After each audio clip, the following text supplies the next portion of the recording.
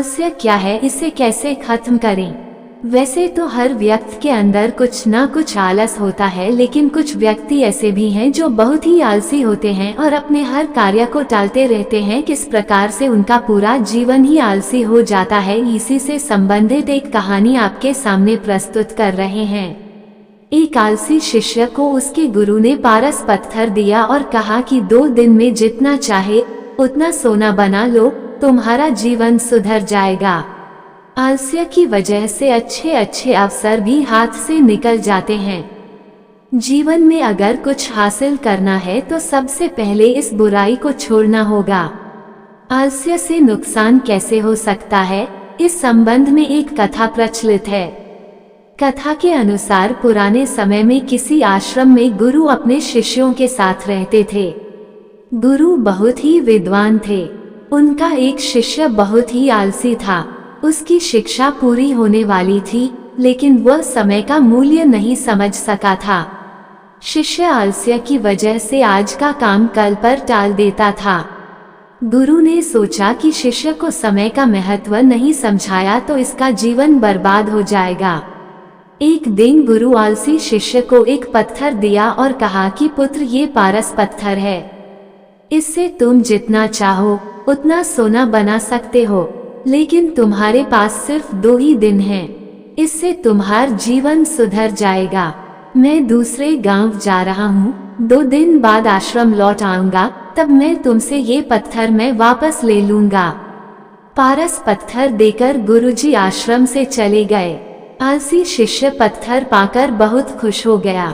उसने सोचा कि इस पत्थर से इतना सोना बना लूंगा कि उसे पूरे जीवन काम करने की जरूरत नहीं पड़ेगी।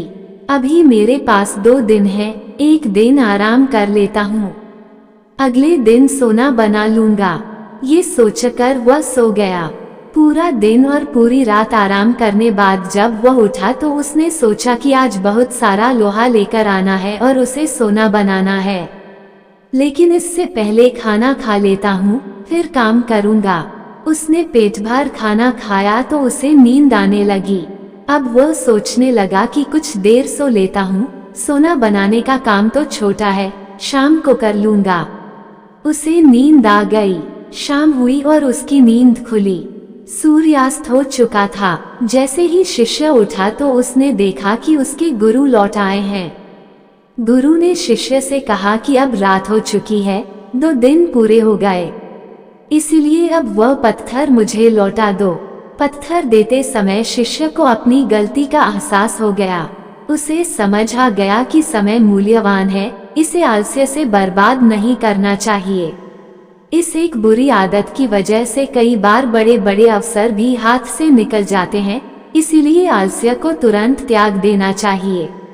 इसी प्रकार की एक कहानी और आप लोगों के सामने प्रस्तुत करने जा रहे हैं। बहुत ध्यानपूर्वक सुनिएगा और कहानी अच्छी लगे तो एक लाइक और सब्सक्राइब जरूर कर लीजिएगा। चलो शुरू करते हैं कहानी।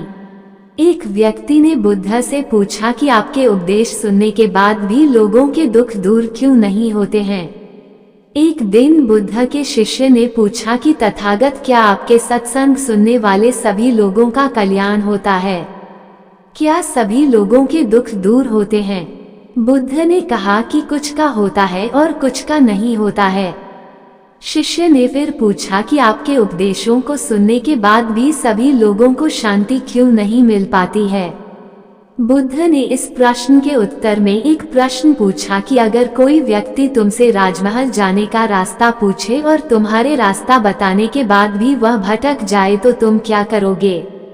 शिष्य ने कहा कि तथागत, मेरा काम सिर्फ उसे रास्ता बताने का है, अगर वह फिर भी रास्ता भटक जाता है तो मैं क्या कर सकता हूँ?